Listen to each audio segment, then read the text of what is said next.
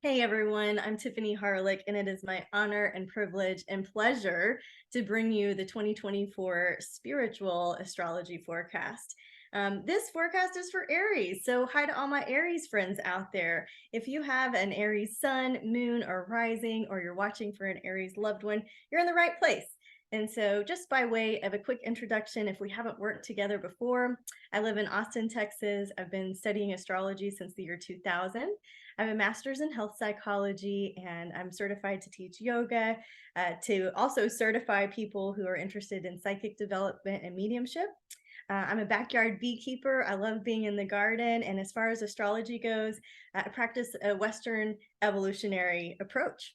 So, welcome. I'm glad you're here. What is spiritual development? What are spiritual opportunities? They're going to look a little different for everyone, right? We come from different backgrounds, different philosophies, different walks of life. We have our ideas of what spiritual change and evolution is. And so just know that some of this is going to resonate, and whatever doesn't, don't worry. It's for all those other areas out there, okay?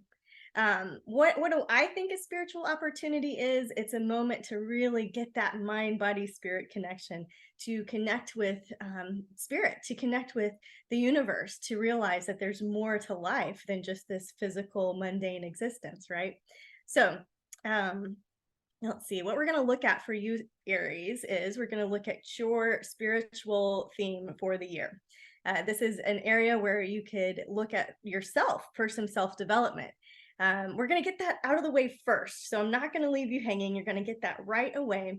We're then going to look at one of the major transits of the year, the Jupiter-Uranus conjunction, and how that's going to affect you personally, how the eclipses are going to affect you personally, what's changing in the skies, what's staying the same, what retrogrades are happening this year, and how that will affect your sign.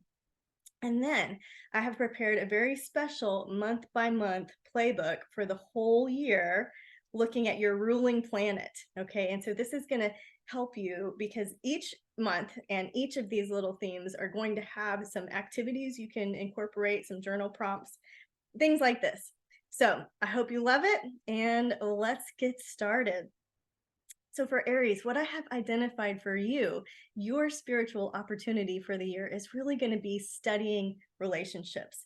And by studying relationships, what I mean is to become an observer of yourself, really. So relationships, right? Krishna Das says that they're the opportunity to polish the mirror of your heart. And so there's a relationship, you have a relationship to everything. There is a relationship between, you and how you spend money, you and how you are with your lover, and how you are with your parents, and how you are with anybody in your life, right? How you behave when somebody pulls out in front of you in traffic. There's a relationship going on there. And so I want you to start to look at the yin and the yang and what feels out of balance, right? I'm talking about the masculine and the feminine. I'm talking about the polar opposites, and how can we start to get the seesaw back in a neutral place instead of all womper-jawed, as we say in Texas. And so you're looking for your lessons through the polarities, through the extremes, through the opposites. And you want to ask yourself this year what's feeling unbalanced and what's feeling more satisfying. And don't give up before the miracle happens. Don't give up before the miracle happens. So relationships is your big theme. Here are some mantras for you. I'm in right relationship with myself, which makes everything else better than okay. I'm aligning with the best version of myself one day at a time, 1 hour at a time, one response at a time. When I'm centered, happy, and neutral, I attract right relationships of all kinds, right? Okay, so the Jupiter-Uranus conjunction is going to take place in your second house, right? It's going down in Taurus. And this is one of the major transits that we're so excited to talk about in astrology. There are many viewpoints on what this could mean.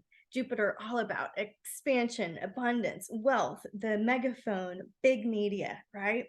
And then Uranus, the quickener, the one that makes change happen fast. And so this is happening in April. So it's building up, building up, building up, building up. And then, March, April, May, you can expect a quickening and something huge that's going to just really take off and be an enlightening opportunity for you. Because it's in your second house, you might look for some financial windfalls. Maybe you want to put that in your intentions. You might look for some sudden changes having to do with your money, with your income, with your net worth and your self-worth, right? You could be studying the spiritual components of income. There's a lot of great books out there that deal with money as a form of just energy, right? And so this might be of interest to you as this is building earlier in the year. Okay, the eclipses for the Aries soul. So here are the eclipses. We've got 4. These are going to pass through your 7th, 1st, 12th, and then back to 7th houses this year. We're going to do a little deeper dive once we get to the eclipses in the month by month. But for now, your eclipse self-development opportunity, you can see, is going to have a stronger focus on relationships because of the 7th house emphasis, the 7th and 1st house axis, of course. And then the 12th house has to do more with our subconscious, our spiritual development, developing our psychic senses, things like this. And so if you are interested in doing some kind of self-development activity, you could do a relationship inventory. The purpose is to understand yourself better, understand your own motives, and understand the underlying energy you bring into any relationship that you're having, right? So here is my relationship inventory. This is what I personally use, right? This is when something's really bothering me, when something's feeling out of balance.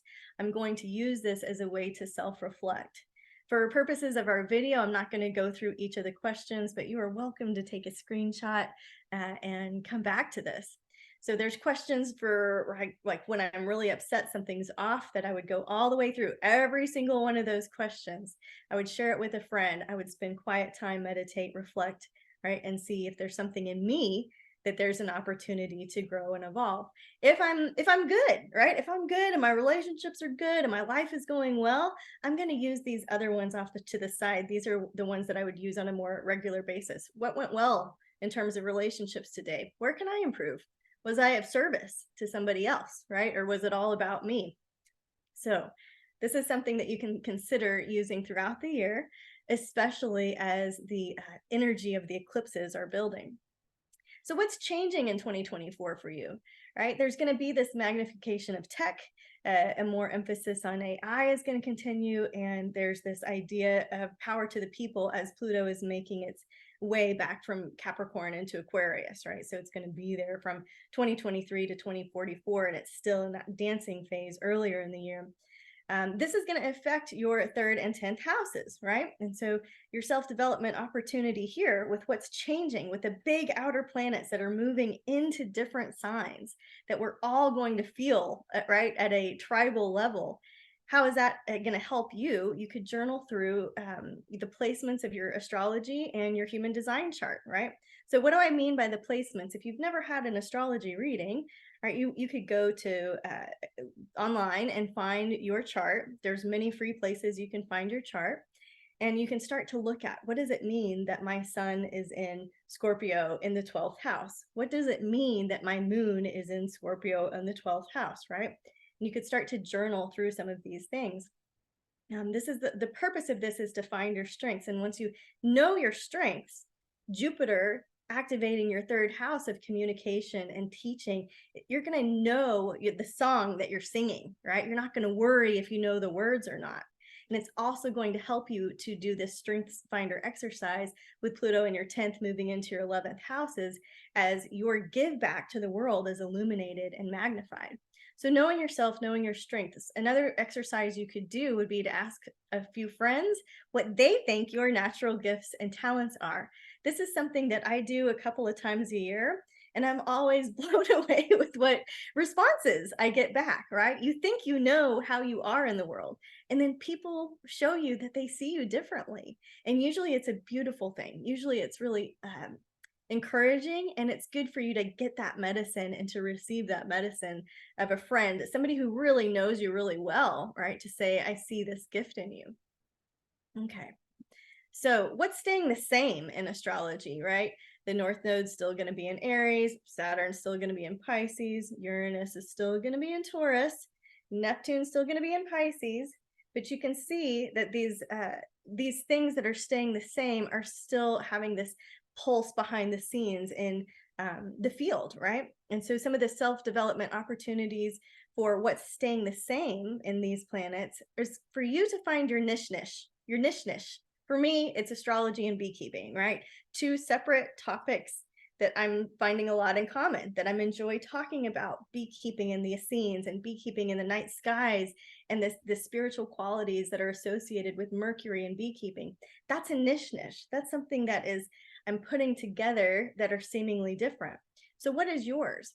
Again, what is it that is interesting about your HD chart? What is interesting about your own, like your own inner nerd? What do you like to geek out on? And can you Venn diagram some of those hobbies and put them together? Okay, let's talk about the retrogrades. The Mercury retrogrades, we'll have 3 this year: fire and earth. And then Mars will retrograde at the end of the year in fire and water. So if we start with Mercury retrograde, we've got the first opportunity comes in April. It'll be in your first house, and you'll be finding a part of yourself that you really lost touch with, okay?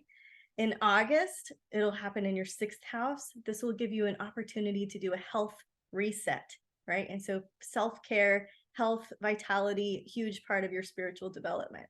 And then towards the end of the year, Mercury will retrograde again, of course, in your 9th house. So your philosophy, the way that you're seeing things, gives you an opportunity to re-envision the quest of your life, re-envision your journey. Here's a self-development opportunity for you. You could write a list of your 5 favorite spiritual leaders. This could be spiritual books, it could be teachers, it could be an online class, something that really inspired you, right? It may be a speaker that you heard. And I want you to just consider, why were they inspiring? What did you love about them? What was so juicy and interesting? List those qualities down, right? Okay, so if you like, I'm not even going to give an example. If you have a spiritual leader that you love, what are the qualities that you love about them, right? And I want you to keep those qualities posted in your mirror so that you can see them throughout the year, so that you can go back and realize that your core values, that you're not going to lose touch with those core values. The things that you love about and admire in other people are actually something that you can see and shine out from your life. So having those core values in front of you all year long is going to be a beautiful opportunity as you continue to grow and learn. So for Mars retrograde, this is your ruling planet, right? And so this happens at the end of the year.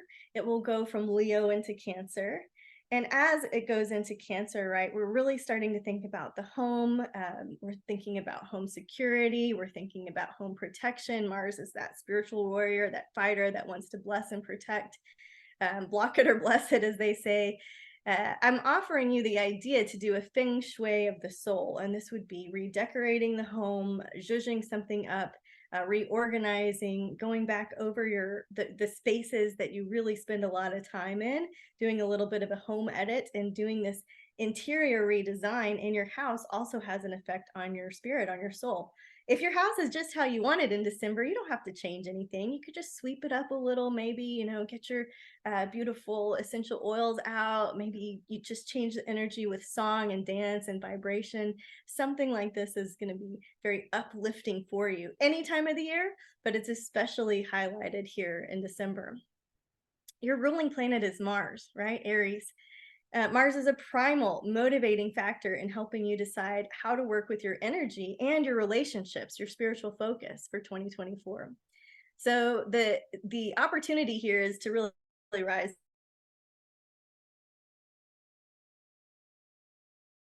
Stop fighting. When you really stop fighting, when you stop deciding to defend and argue and fix and explain, and when you really just say, I'm going to be at peace and accept things as they are, that's where I think that spiritual growth starts to happen.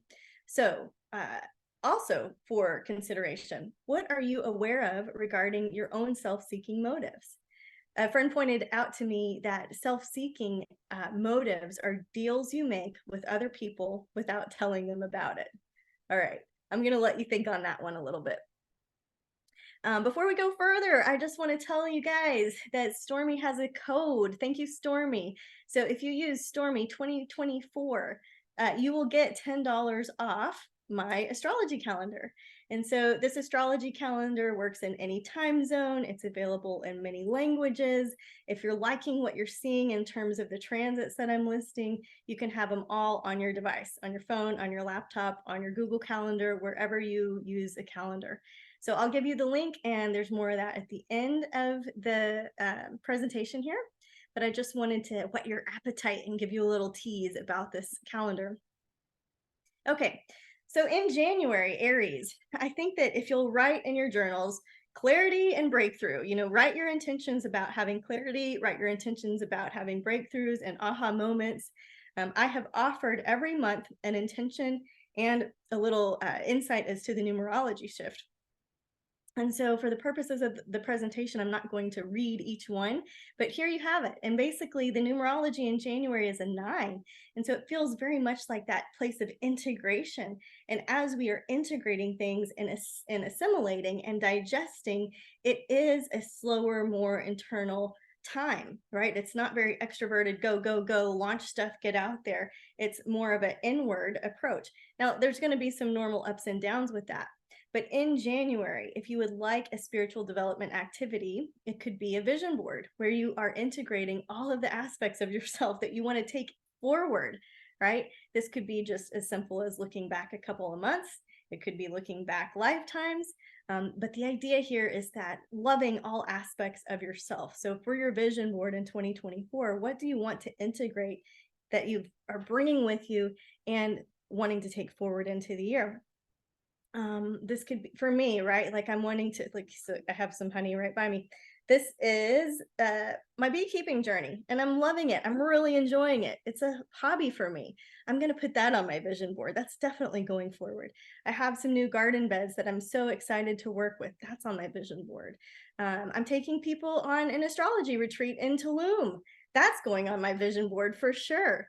So there are some physical, tangible things you could put, but you might also want to put some of those core values from the earlier exercise, right? That you're taking with you your faith, that you're taking with you your optimism, that you're taking with you all of the good inherent qualities that are in your nature. So there's some ideas for you. So what's shaking in January? Mars, your ruling planet, is going to move into Capricorn, right? I love Capricorn. I think it's one of the most misunderstood signs out there. Of course, we'll talk about ambition and work and rising to the top and kind of CEO energy. But do you know that all of the Capricorns, like most of the, I'll say it this way, 3 or 4 of my absolute go-to healers are Capricorns.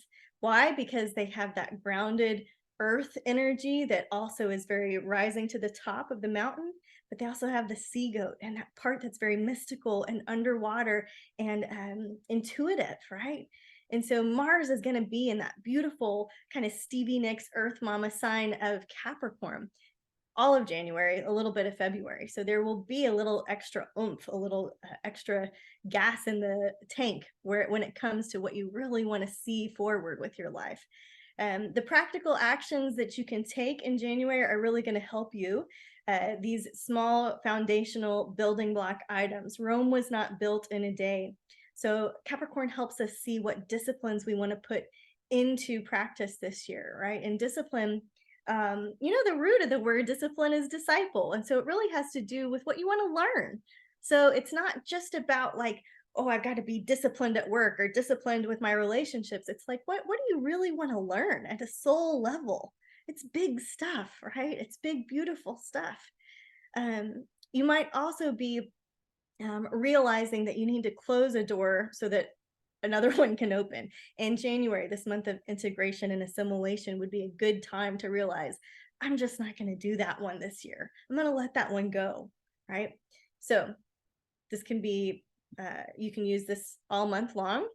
The first half of the year, first half of January, Mars is going to sextile Saturn and trine Jupiter. These are positive. These are the self-growth themes. These are where the doors are opening. Saturn rules our structures. It rules our processes, our procedures, the way that we set things up for ourselves, right? And so when we're looking at this in terms of your sign, Where is it that you want to go ahead and get focused? Where is it that you want to put the building blocks down? Where is it that you want to root to rise?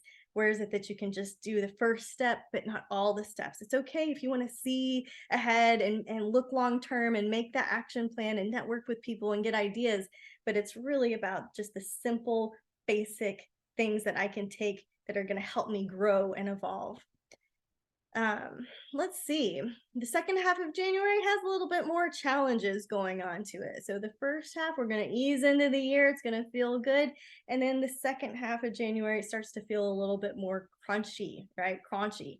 So we've got Mars is squaring Chiron and the nodes, right? Mercury is going to also conjunct Mars in Capricorn. So Mercury is going to catch up to your ruling planet. And Mercury and Mars together, often I'll see astrologers say like, yeah, it brings clarity, but clarity doesn't always bring comfort. So you might have an awakening, an aha moment, a little bit of insight that gives you cause to pause. There might be opportunities the second half of January for you to face some fears. And so in my lineage, fears stands for F everything and run, or face everything and rise, right? And so if some of that bubbles up, know that this is part of the astrology that's just illuminating what is needed to be seen right now by you for your own growth and transformation. So if one of us is unhealed, a fraction of all of us is unhealed. If you haven't looked at the research of Dr. Lynn with the Ho'oponopono prayer, check that out. The Ho'oponopono prayer, very simple and very powerful. It goes like this: I'm sorry. Please forgive me. Thank you. I love you, right? So you can use this any time of the year, perhaps especially potent the second half of January. And you can also use this for yourself, right? So if I have caused some beef or grief or done something that has hurt my inner child in some way, I could use that towards myself, I'm sorry, Tiffany. I've used your words against you, right? Please forgive me. And thank you. And I love you, right? Really feeling that. It's amazing what has been done with this prayer. So by the end of the month, Mars is going to trine Uranus. It's going to be that boost of energy that you've been looking for. It's going to give you enough. It's going to give you some wind under your sails. And if you felt out of your spiritual practices, it's going to give you that energy to fall back in. Okay. Now, I have noted here that sometimes a spiritual connection feels like anxiety. And I said that because Uranus is very electrical energy. It's very lightning bolt. It's very Einsteinian. It's very all of a sudden. Okay. And so as a psychic medium, when I'm connecting with spirit on your behalf, what I'm feeling is this sense of anxiety. What it feels like, when you feel like you need to talk, but you don't really want to raise your hand, but you know that you're the one that needs to say the thing. It's like that quickening, that sense of urgency, that sense of something's got to be said, right? Or I'm picking up on it. A lot of times that will get mislabeled as anxiety when it's actually a spiritual connection, when you're actually getting a whisper from the heavens, from the celestial realm, right? And so I want you to be aware of that, because certainly as a little kid, when I was 3 experiencing that, and you think that you're scared, but there's actually nothing to be scared about. It's just information, and you can take it or leave it because you have free will, right? So I want you to be open to some waves of inspiration and ideas. And I want you to notice if you feel the physical sensations that might normally be described as anxiety, is it actually a huge message, a huge opportunity? When you get the chill bumps, when you get a little hot, when you're having a physical reaction, right? An emotional chemical reaction, is it because something needs to be fixed? Or is it, right, because something's out of balance with your body? Or is it because spirit's giving you a message and they're doing it in a safe way? Food for thought. You could play around with it, right? All right, let's move into February for my Aries friends. Here's your intention. Here's your numerology. It shifts from a 9 to a 1. The 1 helps us get focused. It helps us stay focused. And sometimes we tend to have blinders on when we've got that 1 energy in the field. So your journal prompt: what is the Phoenix rising? What is that story? What is that story in your life? Where have you been the Phoenix rising? Right? And we're going to look to your life for inspiration here. So, right, you could go Google or look up what the Phoenix Rising myths are, the stories are, but the main idea is, where did you fall down 7 times and stand up 8? Where did you walk through the fire and live to ride another day, right? Where has this happened? And is this proof enough for you, right? Is this proof enough that in your own life that you are divinely supported, protected, and going to be okay? It's worth examining. Your theme for February is inspiration. In the first half of the month, you've got these opportunities here with Mars sextile Neptune and conjunct Pluto in Aquarius. That's really where the Phoenix Rising themes came from. And so you have this moment to really connect with that psychic side of yourself. You were born wise. Most of us have the gift of all of our senses. Some don't, right? And that hyper sensitizes us with the other senses. But these senses that we have naturally extend out into the spiritual world. So, as well as you can also see clairvoyantly. You have vision out into the spiritual world. That vision that's in your physical body has a layer in your auric field, and you can extend this vision out. You can extend your hearing out, right? You can extend your smell and your taste and the sense of touch out. So pay attention to your dreams, pay attention to the little nods, pay attention to the synchronicities, and then use that for yourself, not against yourself. Um, as we are in this energy, of course, I'm talking about psychic development, but there's other things that are going to be going on outside there in the world. You might be aware of people having really inflammatory responses. And so my challenge for you, right, the typical yoga instructor thing to share here is practice your yoga off the mat. Now, I've been practicing, studying, teaching yoga for many, many years, and I'll still have those moments, right, where my boyfriend will say, "Real yoga of you, Tiff." And so you have to lighten up. You have to let yourself off the hook and just get back on. What does it mean to take your yoga off the mat? It means to bring that peace with you wherever you go, so that when somebody is backing out and about to hit you in traffic, that you don't have this huge inflammatory, angry response, that you're able to just get out of the way. Right? That it's not happening at you on purpose, that it's just happening and you're just going to flow with it and move out of the way. So look for this type of energy the first half of February. On the 14th, Mars conjuncts Pluto in Aquarius. This is going to be in your 11th house, right? The 11th house has to do with our communities, has to do with our friend groups, has to do with our future. And so there's something that is really igniting, that's really turning on, that's really sparking up in terms of your groups. You might be aware of what does and doesn't work in a group, right? There might be that huge spark that's like, well, that's not going to work. Or that's definitely going to work, right? It's going to be very clear to you. This is a very hot situation. Mars and Pluto are the ruling planets of Scorpio, and that is very penetrative and transformative and mutative. So, if you're looking for a hot, sultry Valentine's opportunity, it can be there for you. However, it can also be this opportunity for radical healing, for quick change, for miracles to happen. And I'm going to say healing through heat or purging. And I'll leave that with you. So Mars creates energy, drive, purpose, our mission. Pluto offers the depth, right? It brings the unconscious conscious. And Aquarius helps us focus on those specific themes of society, culture, friends, the ideas that we have to work together for the future, that we all rise together, that many hands make light work. So see what happens there around mid-February for you.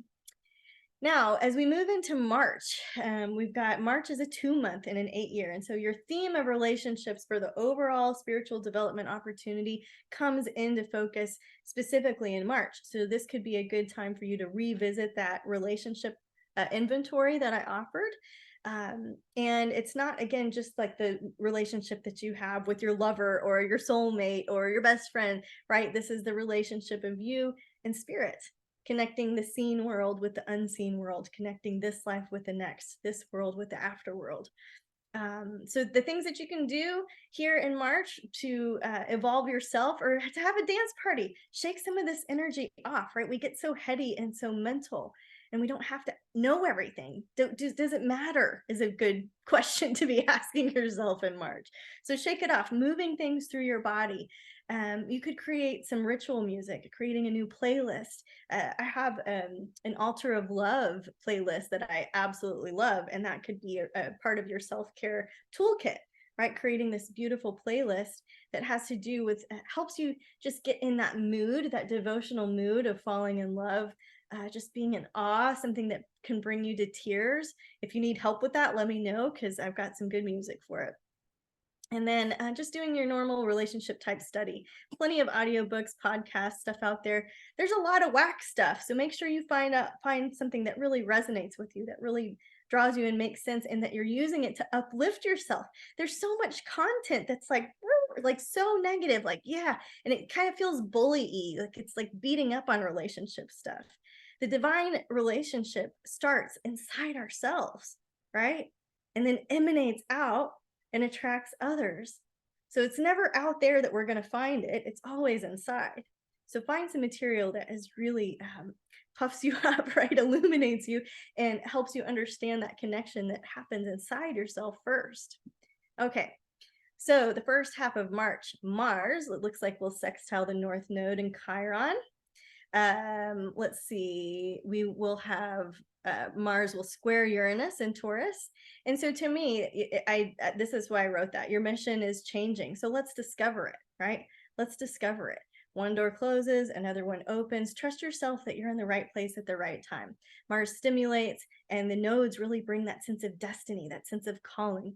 A good story I have about this is I was having lunch with a friend of mine. We hadn't seen each other, I don't know, 15 years, and we were reconnecting, and we were having this really fun lunch. And she was changing careers. She didn't want to do what she went to school for. She wanted to do something else. She wanted to have something to do with helping the world, helping the earth. And as we were talking, we overheard a conversation going on about rainforests and this project that they were having between Austin and Peru. And she was like, do you think? And I was like, oh, I think. And so we stopped, we introduced ourselves, and she got a job with this beautiful company that helps rainforests in Peru and the people, right? The people and the culture and the earth. And so this is an example of being in the right place at the right time, hearing something, answering a calling, and pivoting. This is what can happen for you. These are the types of relationships that you can attract here the first half of March. I do want you to take some safety precautions here. That Mars square Uranus is dicey. So make sure you turn all the things off before you leave the house. Make sure the wires aren't crossed, and just take some normal safety precautions, especially if you're like me and a little bit accident prone. You tend to spill things. Just be a little bit more self-aware. Mars and Uranus in that conflicting state sparks tend to fly, right? Okay. On the 9th, this is what I was just talking about. So Mars squaring Uranus, that feeling, that impulsiveness, just being careful, being safe. So feel free to take a screenshot if you want to look through any of this further. Mars is going to enter Pisces now, March 22nd through April 30th. So as it shifts signs here, we've got a new spiritual focus. Mars helps us know what we're looking for, know what our mission is, know what our drive is, know what our purpose is, know what's like giving us like that oomph, that passion, right? And it's going into Pisces, which is, it's not very comfortable in Pisces. Mars doesn't really love being there, right? Because Pisces is less clear. It's a little bit more foggy and mystical. It's into the mystic, right? That Van Morrison song. And so as you're working with the energy of this like hot, fiery arrow into the mist here, it's going to be a little bit steamy. You might notice that you need to let off some steam if you're low on energy, right? And so if you're low on energy, how do you let off steam? How do you actively relax? This would be something like a sauna. This would be something like going for a walk instead of texting a bunch of people, right? You can really work things through the physical body, and it clears the mind. This could be hot yoga, right? This could be sitting down for meditation, right? Visualizing the candle, working with both fire and Pisces energy. So We've got a big, beautiful eclipse here. That's the first one of the year, March 25th. It's in 5 degrees of Libra. This falls in your 7th house of partnerships. And so the idea of relationships is very, very strong for you this year. It really inspires this deep curiosity to know yourself, to love yourself. You're going to find out more about yourself as you study your astrology chart and the transits and how they affect you personally.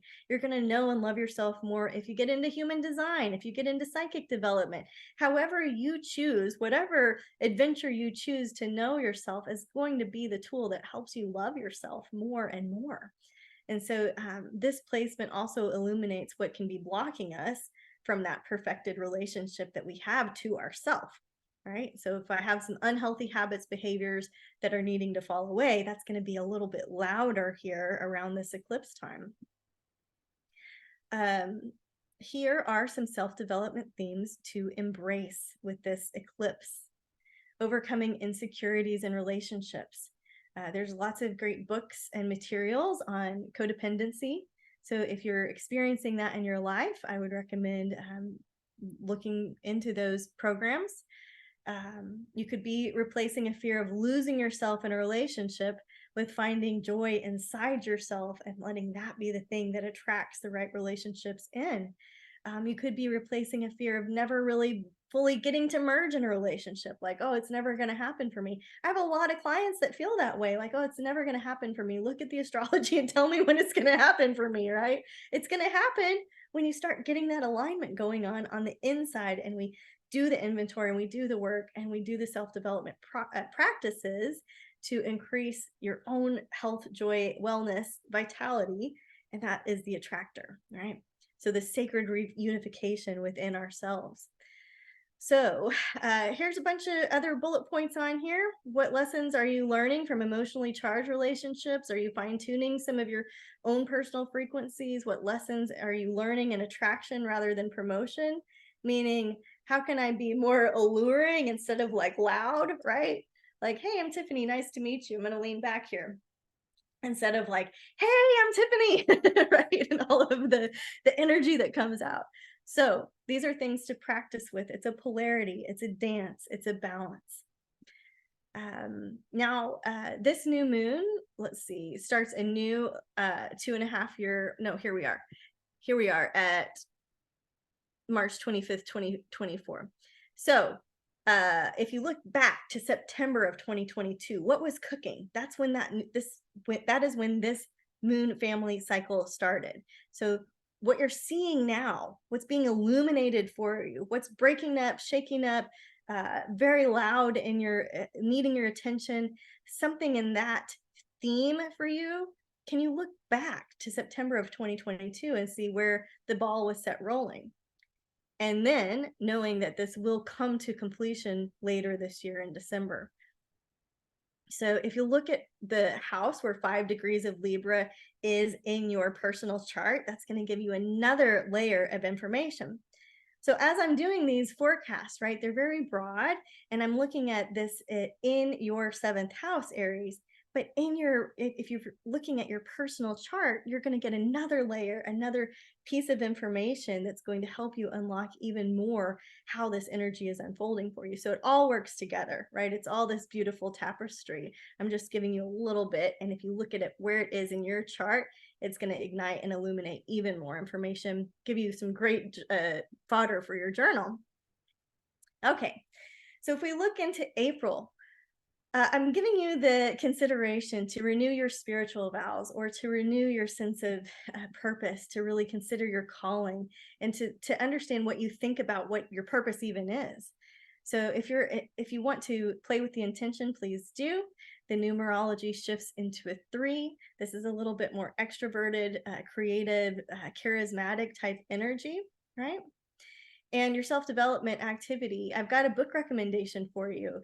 Do you guys like Paulo Coelho? I do. I love his work. And if you haven't read Warrior of Light, it's not a heavy read, but it's one of those books that you can open to any page. It's almost like a tarot deck or an oracle deck or a sacred spiritual text. You can just open to any page, and what's on it will make sense. Will give you a little bit of insight, a little bit of wisdom, a little bit of clarity. And so this might be a book that would help you really connect into your own spiritual vows, why you came here, what your purpose is.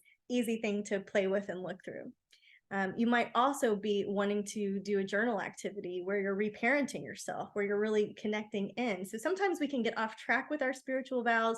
Sometimes we can get off track with our purpose when that inner child is confused, or that there's a part of us inside ourselves that didn't get past a certain emotional maturity in some areas, right? This is for all those other Aries. This isn't for you, okay? Don't worry. But the idea here is that what would the best parent in the world tell you right now about how you're doing? What did you need to hear that you didn't? You might have had amazing childhood, amazing parents. If this has nothing to do with them, this is that little one, that little voice inside you that needs to know that they're doing all right, that somebody's proud of you, right? And it's got to be you that tells you. So what is it that you need to hear to feel fully supported and unconditionally loved? And letting that side of your interior castle, like letting that part of yourself off the hook, is going to free you up to see, like, okay, that's what I came here for. That's the big, beautiful, galactic, cosmic life that I came to live, right? So there's something here for you.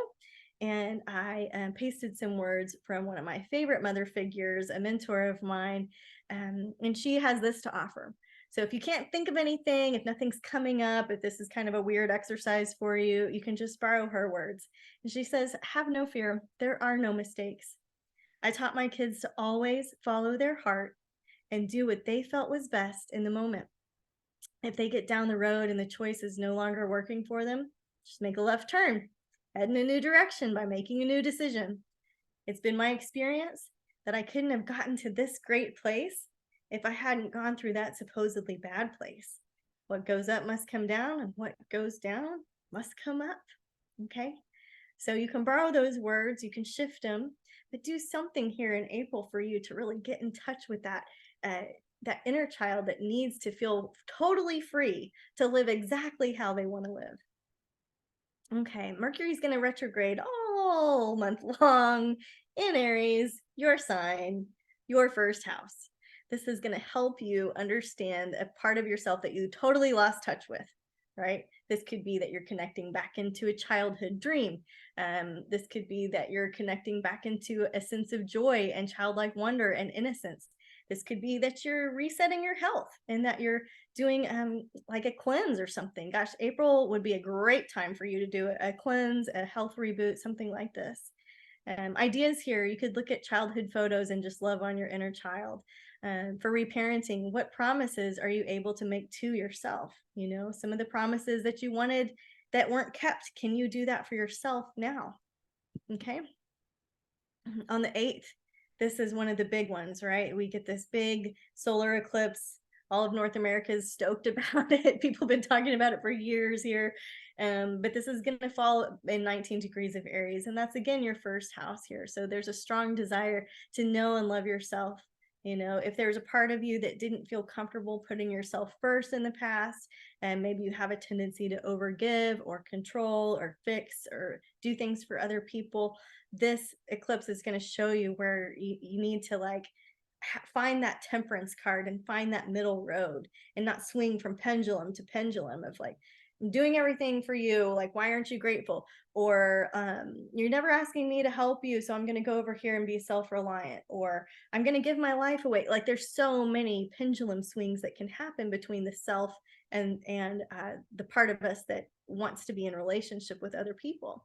And so finding that balance is going to be a huge, huge part of this year. And this is one of the pinnacle moments for you. Again, the whole purpose is for you to come back to that perfected divine relationship that's happening inside yourself. Okay. So some themes to embrace here are self-acceptance, identity renewal, overcoming insecurities in relationships. You know, and these are kind of the same themes that you're going to hear throughout the presentation. I also want to just offer, if you've been playing small in any way, you're going to be seeing it at this point. And the universe is going to say, you know, more. You deserve more. You don't have to play small. There are seasons of quiet. Downtime is not wasted time. I am definitely not promoting a go, go, go, go, go lifestyle. What I am promoting is that if you will see around April a part of yourself that has been a little shy, a little timid, a little afraid, and it's going to get that love and that experience of like, yeah, I'm going to get to express that part of myself. The easiest thing that I can pull from to give you a personal example is when I went through yoga teacher training. Okay, guys, I am not the flexible yogi out there. I am not the one, you know, if I'm in a handstand picture, it's because like I propped myself up and somehow got up there. I'm not like, I never felt like I could be a yogi, right? Until I went through the training and I understood that the yoga had very little to do with the physical and much more, right, to do with this interior alignment. Okay. And so once I went through the program and I felt like I got to be a yogi too, like I was never going to really be able to be one. But then I stepped into that part of myself that felt small and vulnerable, right? And nobody else cared, right? That's my own trip that I'm going on in my head. But there's something like that for you available here. Okay. So this eclipse starts now. It starts the ball rolling for 4 phases of a lunar family cycle. It will be active. So the new intentions, the new moon wishes, if you're working with those, if you're doing some kind of writing project or just journaling around like what's going on in your life, what could be starting now, it's just bubbling up. It's still in the darkness with this new moon eclipse. And then by January of 2025, it'll be more clear. There will be a turning point. You're ready to take action with it. And then in October of 2025, you're going to have another opportunity to pivot. More will be showed, more will be revealed. And then in July of 2026, this is when the last quarter moon comes in Aries and will offer closure and completion. So whatever is being stirred up right now, know that you're on a 2.5-year journey. It ain't over till it's over. You don't need to do anything different, but observe and love yourself. Observe what's happening and love yourself, right? So you can look at the house where 19 degrees of Aries is and in your chart and get a little bit more flavor, a little bit more information. Just behind this eclipse, Mars is going to meet Saturn in the skies. Here, there's an opportunity to recommit to yourself. And that's where I came up with the whole April renewing your spiritual vows, recommitting to yourself.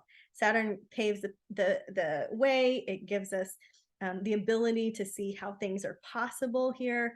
Mars shows us where to take action. Saturn loves the commitment piece of it, right? And so Mars and Saturn, there can also be like this cutting away type of a feeling, right? Mars is very piercing, and Saturn shows us also what needs to be eliminated. So it helps us just really rewire, fine tune, focus, recommit to ourselves. And just a reminder, it's a practice, not a perfect. There's nothing to get right. By the end of the month, there will be a plot twist, right? We've got Mars, Jupiter, and Uranus working together in the skies. It's really firecracker energy when Jupiter conjuncts Uranus and Taurus, what we talked about at the beginning, in your second house of income. This is when you get to really play, right? This is when you really get to say, like, I'm worth it. I deserve this. I want, right, to enjoy this precious human life. And I don't want to connect my self-worth with my income, right? I want to see this precious human spirit and really just have the experience that I came to have. So this firecracker energy is positive. It's good. It's turning wild cards into assets. How much are you willing to receive? How much goodness can you soak in, right? The plot twist can happen in your favor. Again, that Uranus energy is very like, it can feel like anxiety. We don't have to label it like that. We can hear the winds of change. We can feel that like, oh yeah, I know that something's changing, something's brewing, something's stirring, and I can't wait to see what it is, instead of, oh God, what's happening next? You know? And so this is the spiritual attitude that you can adopt when working with this energy. All right. So what else? Let's see. by the end of the month here, if we're talking about let's see, we're still in April, renewing our spiritual vows. So a self-development activity you could do in April, of course, is going to be a financial inventory. If you don't know how to set up your business, if you're not clear what's going on with your taxes, this is a good time of year to be asking the questions, educating yourself, learning about money. That relationship that you have to money is the relationship that you have to other people. Like, how you are is how you are. I have this client and she was like, okay, all the guys that I'm dating are putting me last. I just feel like I'm on the back burner, that everything else they're doing is more important than me, and I'm picked last. I'm not chosen. And I said, okay, well, how do you treat your money? And she was like, what? I was like, yeah, well, what's your financial life like? Are your bills all crumpled up in the bottom of a purse somewhere? Or are they neatly labeled and they're in order? Are you taking track of your expenses and income? Are you really grateful when the money comes in every single time, no matter what? Right? And she's like, well, I don't deal with my finances. Like, there's money in the bank, so I just spend it when I need to, and I don't deal with it. And I was like, oh, so is that how you feel in relationship too? And the light bulb went off for her. And it can go off for you too in some capacity here as you are reviewing your rates, as you are reviewing your net worth, your self-worth, your relationships. All of it can work together. You'll see a theme emerge, and you can do it.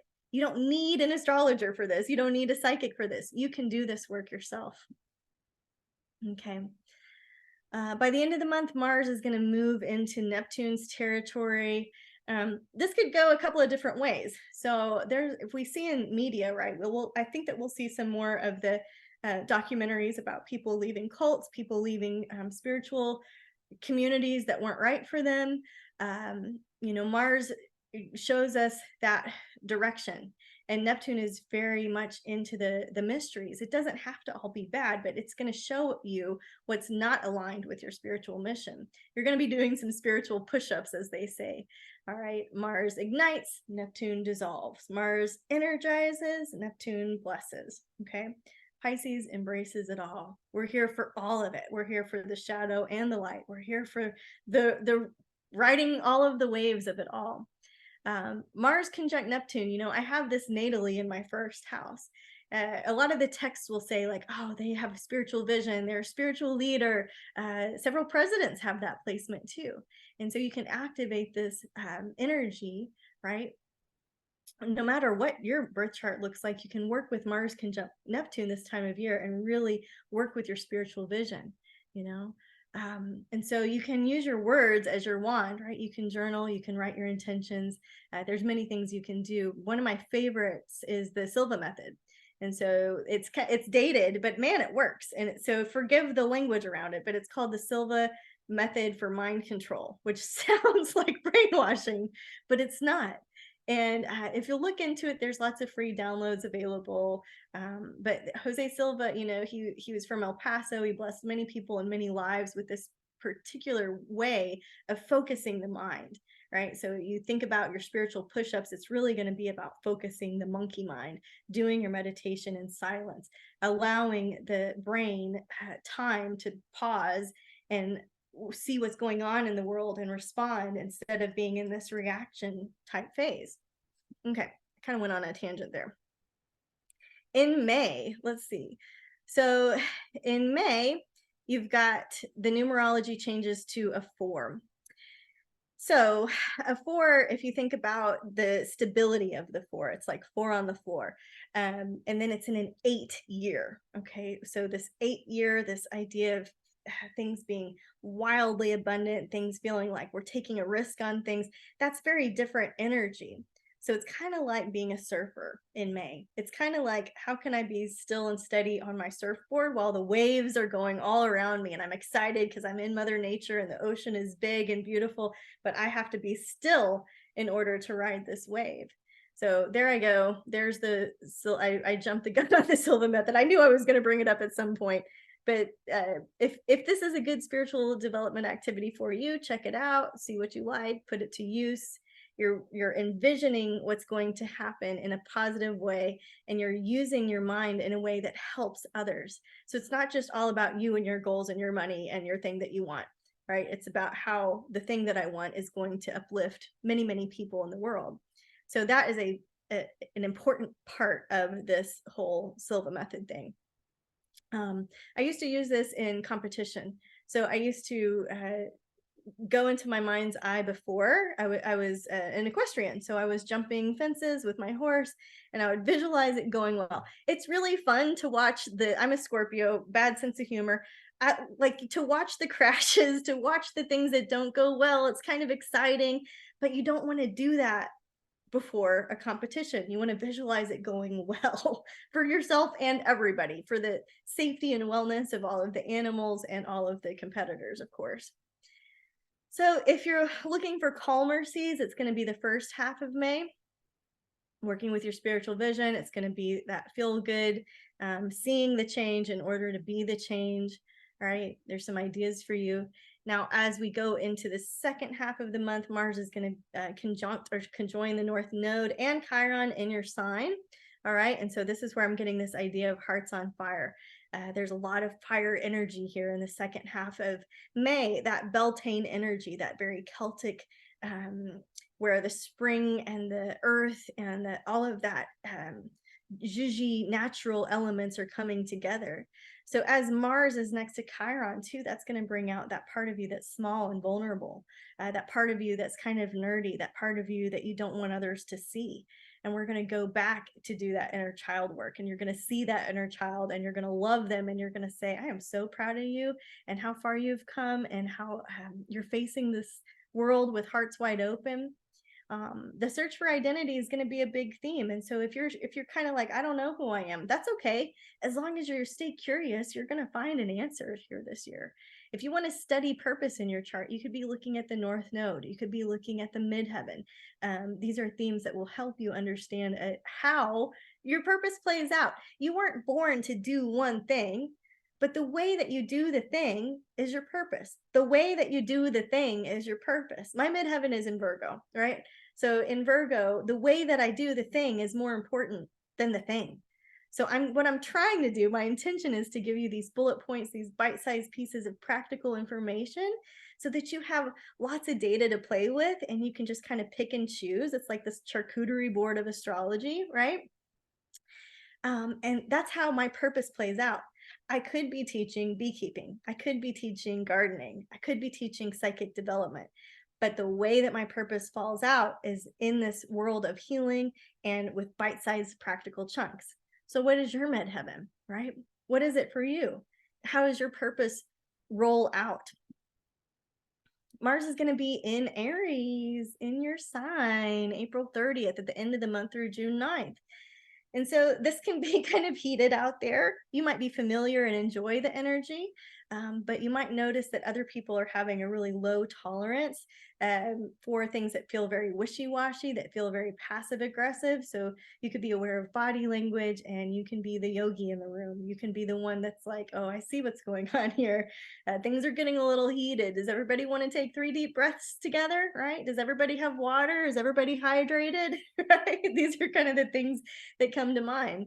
Now, if you are using wishy-washy language and you want to get out of that habit because your intention is to be more clear, looking back to January, did you have the intention for things to be more clear? But you're still using language like, maybe I might do this, I'm probably going to do this. That's not clear to the other person, right? Do you want to be mindful of coming across as wishy-washy or overly selfish when you're every text or email you write is I, me, my, and it starts out with all of the I, me, my, you. It feels like very selfish when you read emails and texts that are all about that. So you could be looking at opportunities to edit out the wishy-washiness and the self-centeredness of things. Again, this is probably for all those other Aries out there, not you, not you, just throwing it out there, guys. These are my practices, right? So I also take out I, me, my, you. I also take out the wishy-washiness after the first draft and get really clear with people. So Mars in Aries can also be inflammatory. It's very hot. And so if you're having an inflammation type issues internally, of course, the cooling herbs, visiting with your herbalist, visiting with your acupuncturist this time of year. If you're accident prone, just be careful out there. Mars in Aries, it thrives with a little pushback. So it's not so bad if you're offering a little pushback, if you're receiving a little pushback. Do you notice that it makes you kind of want to get in that competitive mode with yourself? Use that to up level whatever you're doing. Don't use it to be jealous and competitive with other people. It's all about your own growth right now. Okay. Now we're in June. What do I have here? A decision to expand your love. Isn't that spiritual development-y? So in June, right, we move into a 5-month. It's very extroverted energy. And so it can have that ability to just provide a lot of distractions going on in June. So just be aware of that. A journal exercise is how free do you want to be? The 5 gives us that sense of freedom, adventure, wanting some healthy escapes. And so some of us in June are going to be looking at some travel plans. Just know that, are you doing that healthy escape, or are you doing this geographic relocation in an unhealthy way? Like, I just got to get out of here because I allowed something to be so unbalanced that I can't stand it anymore. It's going to continue to be unbalanced wherever you go, right? Wherever you go, there you are. And so we want to really work in June to come back and say, what is it that I want to be free from? And what is it that I want to be free for? Expansion and contraction are natural states of being. We're just looking for that sweet spot, right? So working with that, Jupiter in your 3rd house is going to trine Pluto here in early June. So you'll have been feeling it throughout May, but now in June, it's like, boom. If you have been working with that Silva method or any sort of spiritual vision where you are mapping out the thing, you're seeing the day go well, you're just blessing the day, you're blessing all the people that you see in it, you're watching each step of the way, and you're seeing like good things happening. Now, you don't want to get stuck and have like stuck on an expectation that it's going to go exactly that way. You're just kind of setting up the field in a nice programming blessing sort of way. You're not hanging on to an expectation.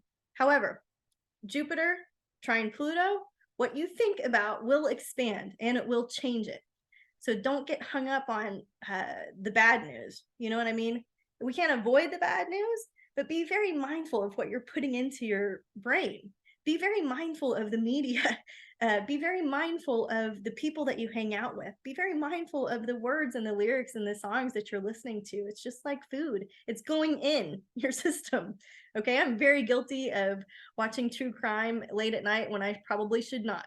Right. So I'm aware that I too have work to do when it comes to what I put into my body, into my field, because I will then expand it. I will multiply it, right? That's kind of the feminine thing to do. Jupiter also rules teachers. And so you might have some new gurus, some new teachers, some new student relationships that you're interested in exploring here. This is a big opportunity for radical change, leaps of faith, once in a lifetime experiences. This is an interesting moment of the year for sure. Okay. Something's wanting to happen through you. What is that? Are you going to allow it to happen through you? So that's why I'm saying that decision to expand your love, right? It starts with an idea and it's supported by what you put in. Here, kind of mid-month, Mars is going to go into Taurus. As it does that, it'll square Pluto. That gets a little volatile. That gets a little stubborn. That gets a little ugh. So the unprocessed, like darkness, shadow side stuff, you might notice some purging going on of perhaps emotions, perhaps some unhealed areas. And so we're just learning, we're learning to be okay in the highs and the lows. We're learning to not create stressful opportunities and then become addicted to them, right? We're learning that it's not my way or the highway. And all of this energy with Mars and Taurus, it's going to be good for us. However, as it's doing this, moving into the square of Pluto, there's just going to be some extra tension, and I want you to be aware of it. Now, the Serenity Prayer, this is one I use. You can change the words to how you like, but the one I say is, God, grant me the serenity to accept the things I cannot change, the courage to change the things I can, and the wisdom to know the difference, right? Towards the end of June, we've got that chemistry going. We've got Let's see, what do I have? Mercury and Venus sextile your ruling planet. So Mercury, how we communicate, how we learn, how we think about things, the mind, right? And then and the nervous system too. And then Venus, our love language, how we connect, tapping into that bigger overarching theme of relationships. I want you to remember a time when you felt true unconditional love, true joy, just that, oh, that magic. One of the easiest places for me to find is with one of my pets that I just love so much, so easy to access that joy because it's pure and innocent and wild, right? And so when you tap into that, whatever that is for you, could be a child, a parent, a lover, could be an experience you had, riding a hot air balloon, right? Like this feeling of freedom and pushing the boat off the dock, or this that you're kind of just in nature and nature's in charge. I love that feeling for me. Whatever that is for you, going back into those memories is what's going to really elevate that frequency inside of you and be that person that is in that attraction phase, not promotion, not look at the hot air balloon ride I went on, not look at my favorite horse I had growing up, but I'm just going to sit back and feel that. It's going to be more alluring and more attractive. And then those right people, circumstances, sacred contracts that you have lined up in your soul are just going to fall right into place, right? Mercury considers, Mars fuels, and Venus loves.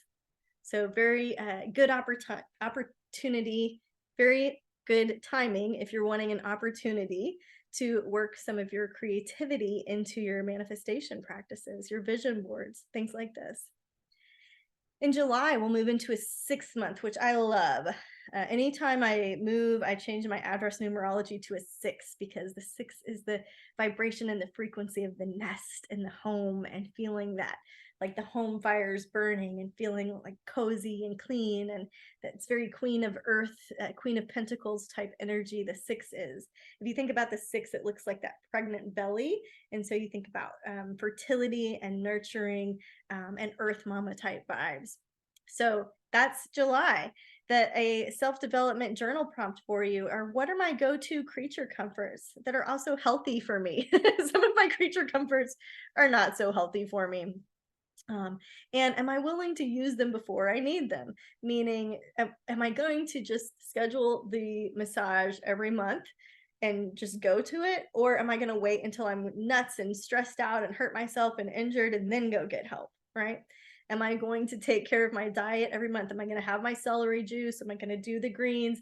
Am I going to take my vitamins on time? Or am I going to wait until I'm having a problem and go into emergency mode with it?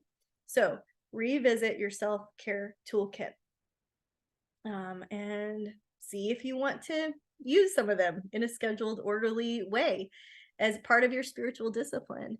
Let's see, I also have a Pinterest, like you could do a Pinterest board or just a vision board to create like your perfect nest or your home situation. If there's anything that you're like really wanting to bring in or really feel comforted in your home and safe and happy and loved, this would be a good time to kind of call that in, right?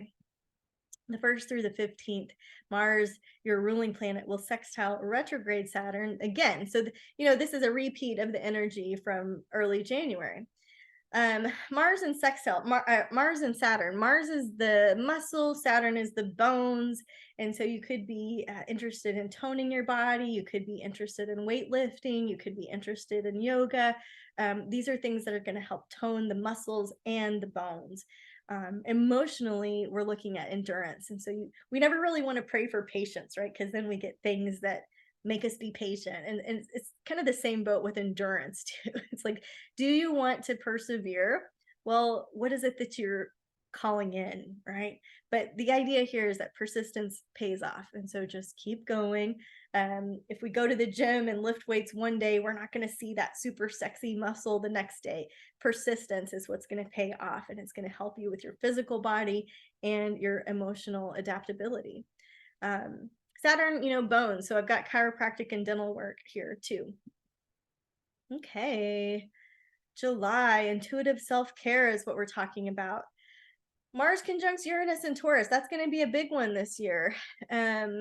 And then in your second house, and then Mars is going to conjunct Pluto and sextile Neptune. Perfect.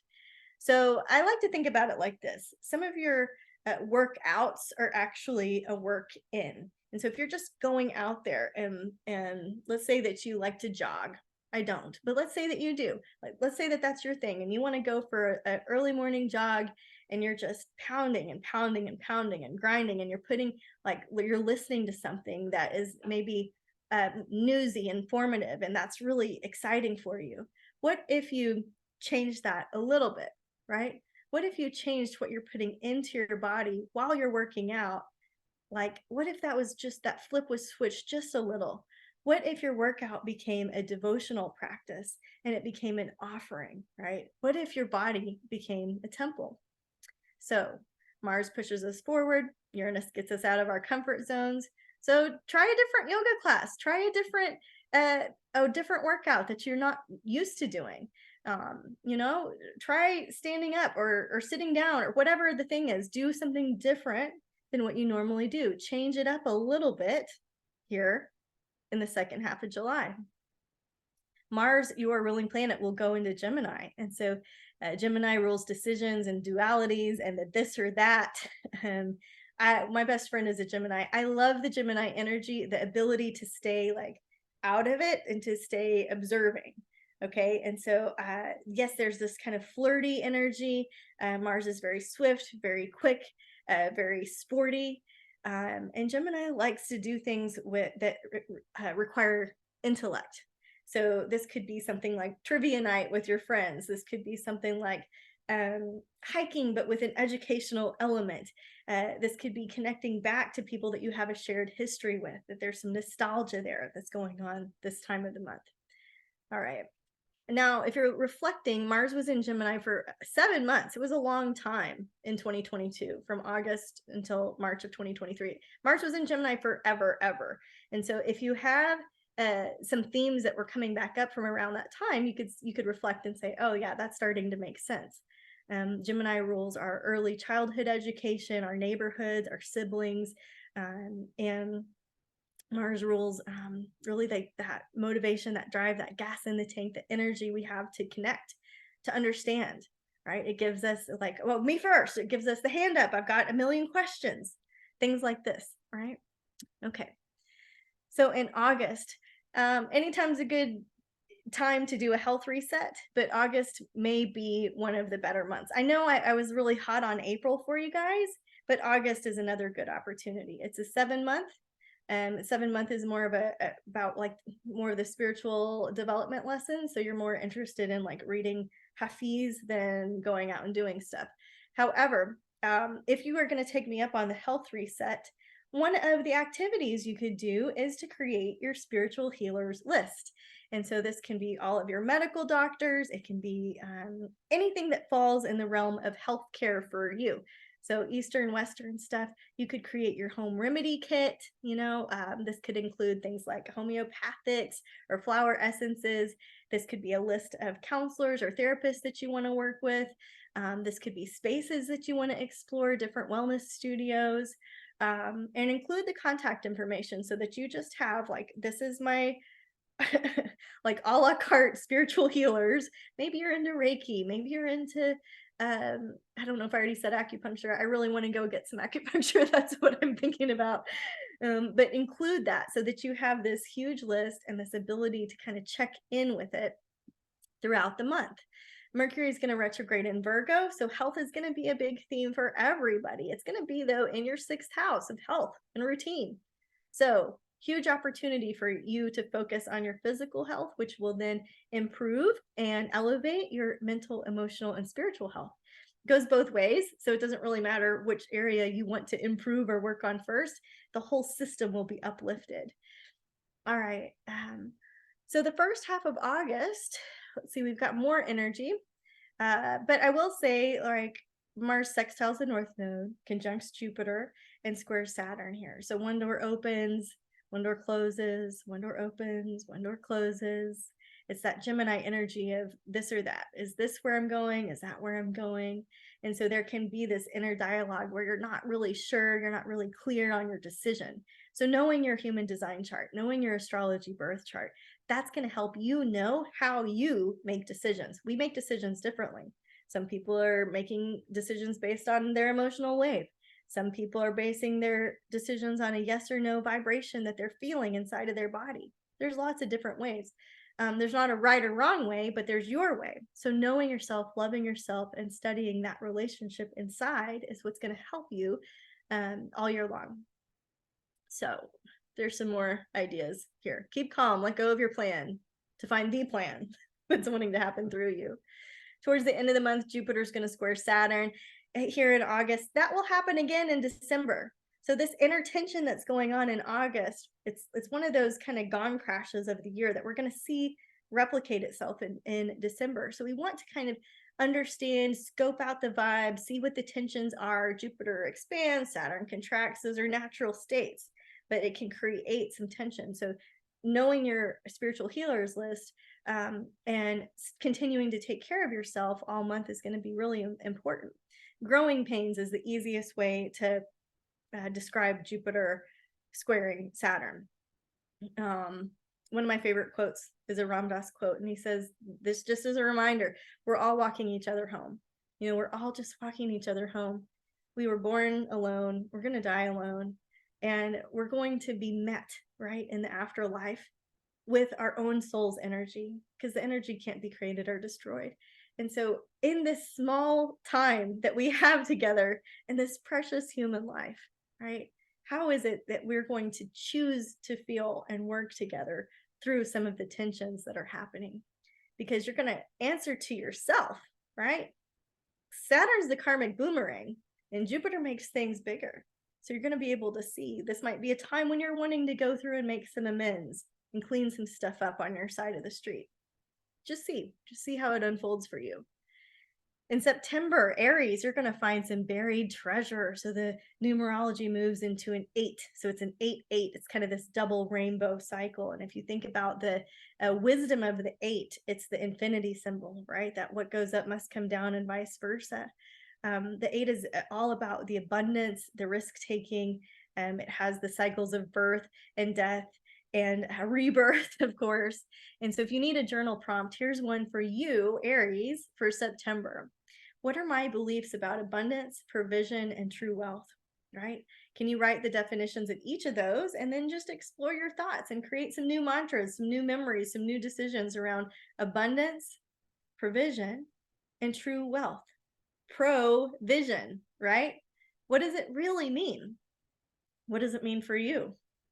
What is it to really be wealthy, right? You know, it has nothing to do with the material world, but what does it mean for you? That's the buried treasure that you're going to find here in September. The first half of the month goes slow. The caution lights are on. Mars is going to square Neptune in the nodes. That's when I feel like it's kind of beware of toxins, beware of chemicals. This would be a good time to clean your house out if you're wanting to be chemical free, if you want chemical free or organic stuff in your fridge. Be careful around anesthesia too. Mars squaring Neptune is like, I got to get out of here and quickly. And so are you making those healthy choices and those healthy escapes? Trust your spidey senses, trust your gut instincts.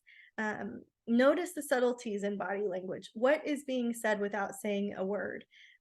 Mars is going to move into Cancer here around this time. So Mars will be in Cancer the September 4th through November 4th. So we've got Mars in a water sign, and then it's squaring a water planet. There are opportunities to surrender, to say, I don't know, but you do. I think I'm going to let you drive, right? Let go. Be like a leaf on a fast moving stream, right? And because of all this fire water energy, I'm also suggesting, hey, what about flower essences? What about some of the subtle healers? What about putting gemstones in tinctures? You know, things like this could be another way to experience buried treasures for you. All right, the September full moon eclipse in Pisces. This is going to fall in your 12th house, the house of the subconscious, the house of the hidden. the house of the thing, how can you know what we don't know? That whole trick about, oh, let's talk about the subconscious mind. Well, we can't know what we don't know. So there might be something that kind of surprises you around this time in September. And that's why it could be a buried treasure for you. So there's this deep sense that there's something to be discovered, and then it's made known to you. Here's some themes to embrace. I wrote this article called Buried Treasures. It's on my site if it's helpful for you guys. The buried treasures, it has to do with what themes do you embrace during an eclipse, or if you have interceptions in your chart. And so this is an initiation back into the sacred heart being that I am. Here's some more themes. My dreams are possible. I'm willing to hear the wake-up call to live fully awake. Where am I aware of self-sabotage or feeling powerless? What adjustments can I make? What are some of my hypersensitivities? And because of those hypersensitivities, are they also my biggest gifts, right? What messages am I getting through my body, my emotional body, my physical body, and my dreams? What unconscious themes are playing out now that I'm aware of? I was stepping in a hole, stepping in a hole, stepping in a hole, finally saw the hole, didn't step in it. That's where we're at with the energy. Okay. And we are here in this full moon, this number 3 phase. So something that kicked into gear in March of 2023 is playing out now. You're getting more information about this theme going on in the Aries section of your chart, or excuse me, the 25 degrees of Pisces section of your chart. And then we're going to have mission complete, full closure by June of 2025.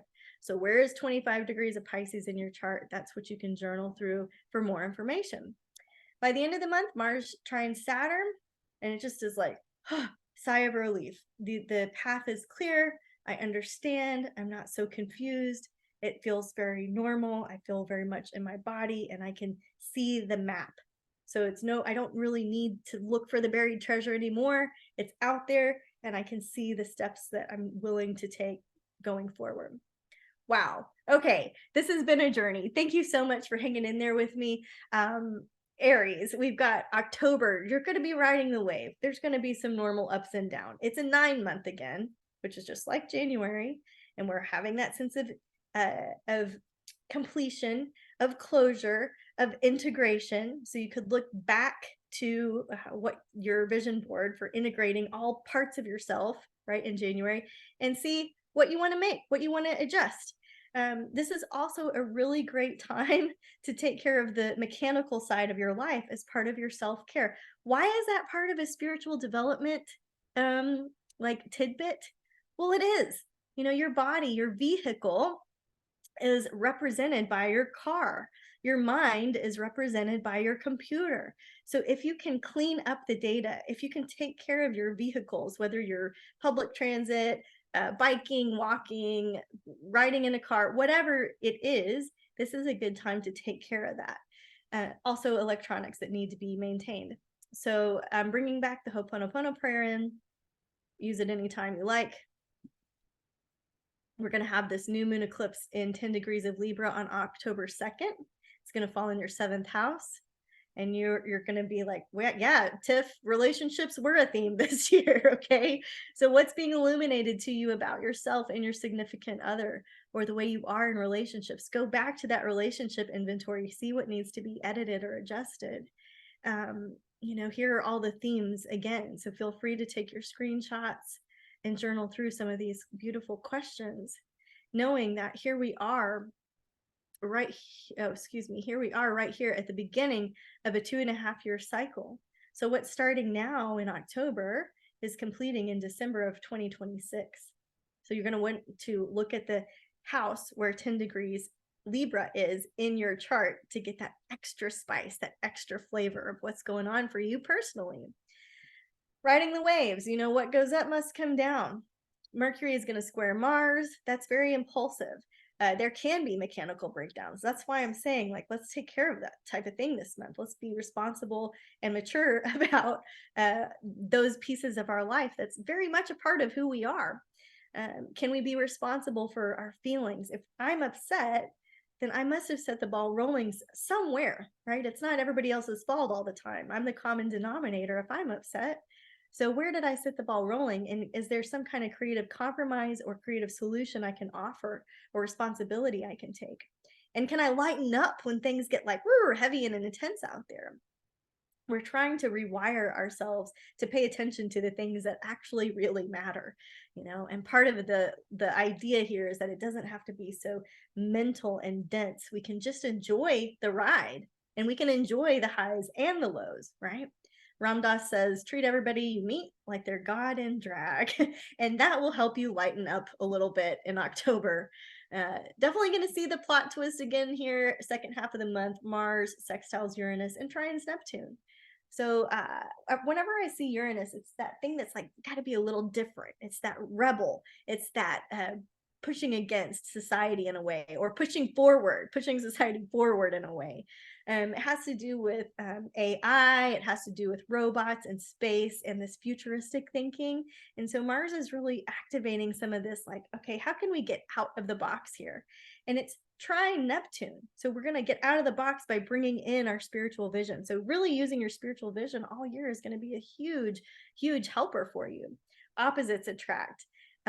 You might just feel like doing something spontaneous. You might feel like creating some beautiful sacred spaces where it involves all of the senses. Mars trine Neptune, right? Where it's like, oh yeah, you've got the essential oils going and the wind chimes are doing their thing, or you've got something on your playlist that's perfect and peaceful and interesting. These are things to work with the second half. And of course, making a dance playlist, right? Stormy is the best at finding all of the dance playlists and doing, like, just shaking it up and just having a good time and just reminding yourself that you actually love your life and that this is actually your dream life, right? These are ways to help improve the mood here in October. As we go into November, it'll recalibrate the energy. It'll be a 1 month, and this is where we have the ability to focus, right? And so here's the intention. I enjoy experiencing fresh new energy every day, focusing on my inner hope and innocence. That's part of what is the inner child needs, right? To remind yourself that you're innocent, like that you have an innocent piece about you that wants to be seen and recognized here. And the freshness of it, this is just that reminder that you can restart your day anytime you need to. Your self-care activity is to really figure out what focus means for you and how it can help you with certain areas of your life. So when you are faced with frustration, confusion, when you are irritable, restless, and discontent, consider some of the not self questions from the human design chart. All right, so these are things like, okay, if you have an open head, if you have an open head center, does it matter? Does it concern me at this moment? If you have an open ajna, do I feel like I need to be certain about this? Am I trying to prove something? Am I trying to attract attention? Am I trying to find my love and direction somewhere out there? Do I know when enough is enough? Am I in a hurry to be free of the pressure? Am I holding on to something that's really not good for me? Am I avoiding truth and confrontation? These are some of the questions that you could be journaling through so that you can align with that theme of November of power source. What is your power source? Where does it come from? What is it? How do you get it? When do you need to unplug? When do you need to plug in?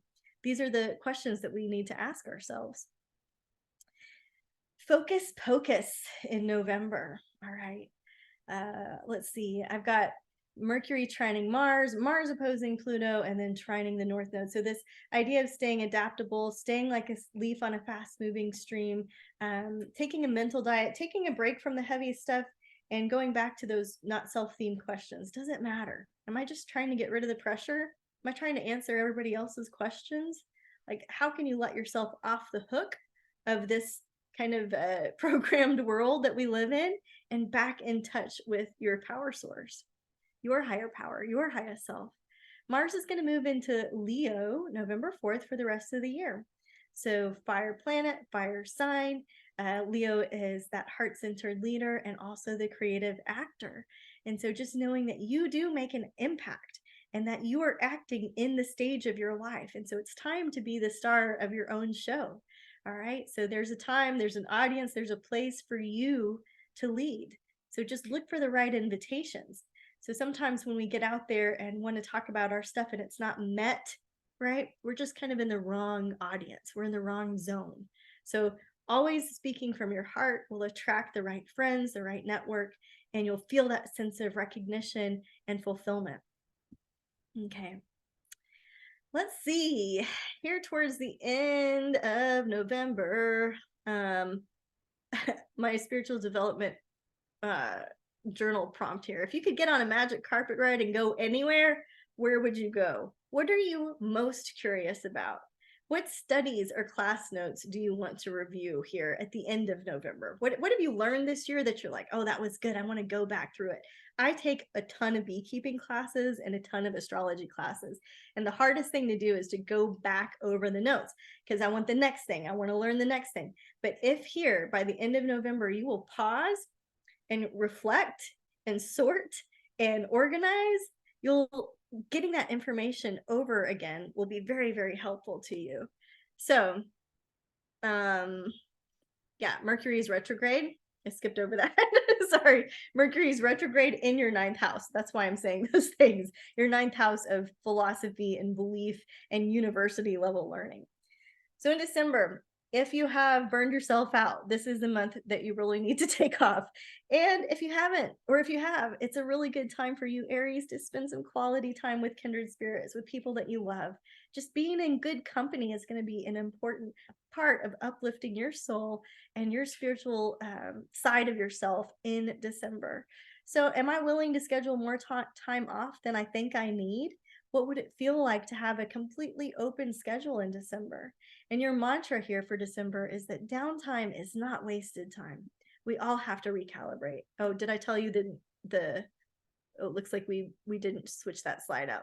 So the numerology will shift again in December. We'll go back into that theme of relationships, which has to do with your broader spiritual vision for the year. So what's happening here?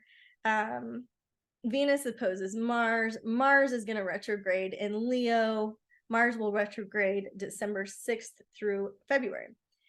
Again, just be mindful of overextending yourself. Venus brings this awareness to the feminine, to relaxing, to receiving, to creating, yes, to multiplying, but there has to be that polarity of that relaxing and receiving energy versus that piercing and initiating energy. And so there's that tension that's going on as Venus opposes Mars. So where do you see these energies working together, and where do you see them not working together in your world? What are you aware of? When you bring your awareness to it, it shifts, it mutates everything that you see.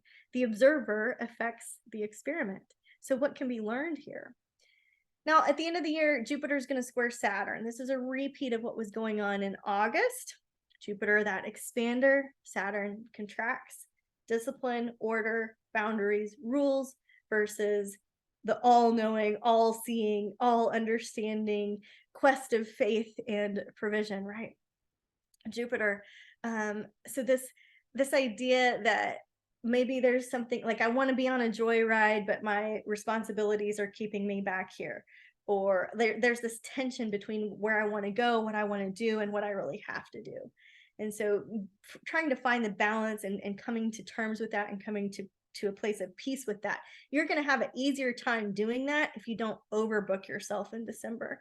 And you have your spiritual healers toolkit. You have your spiritual healers list. You can go back and review like who you thought would be a good counselor to check in with, what a cool new workout space would be, what a cool hike would be. You have your list of remedies, and this is a nice time to just have that front top of mind and present. So guys, thank you for being on this journey with me. Aries, I hope you have an amazing 2024. I have some resources for you I just want to share with you. And thank you again for the opportunity to serve and to really just talk about astrology and have fun looking at your ruling planet, Mars, and what it's up to this year and how you can really work with the energy of it. I'm Tiffany Harlick. You can check out my resources at tiffanyharlick.com. I have a spiritual astrology activities by the house. So if you liked some of my journal prompts, I have a whole little free workbook for you. You can download at my website. A great article is Decisions. I have an article about Chiron and Aries that I thought you guys might like. My friend Sasha Boyle wrote one about Cazimis that I thought you would love. And you'll also find some other things on there. You can join my newsletter. I can do some sessions for you. You can be part of my Adopt a Hive program if you're into beekeeping like me, or if you want to help support the bees. The outside resources that I mentioned have to do with the Silva Method meditation. The Inner Sky is a book by Stephen Forrest, who I love.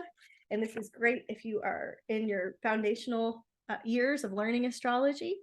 The Heart Math Institute also has a lot of great resources. And if you love having all of the astrology transits, not just yours, but the ones for the whole year for everybody, they're listed on my astrology calendar. And you can use the code STORMY2024 to get $10 off. So I hope you take me up on that, and everybody gets to enjoy the astrology all year long. When you click on the title, a description will pop up and it'll show you what that transit means, so it's not just the transit, but it's the description and what it means. So you can use it to learn astrology all year long. If you're interested in becoming a certified astrologer with me in 2024, I am teaching a certification program at the Lisa Williams School, and you can find the information at astrology.lisawilliams.com. And all of my members at my membership get free classes. So if this is fun for you, I would love to work with you in this year.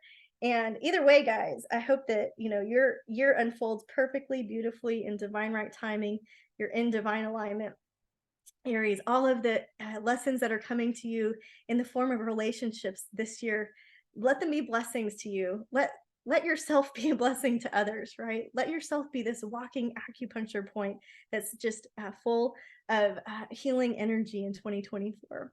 So that's my hope and prayer for you guys. Until we can see each other again, namaste, and thank you so much.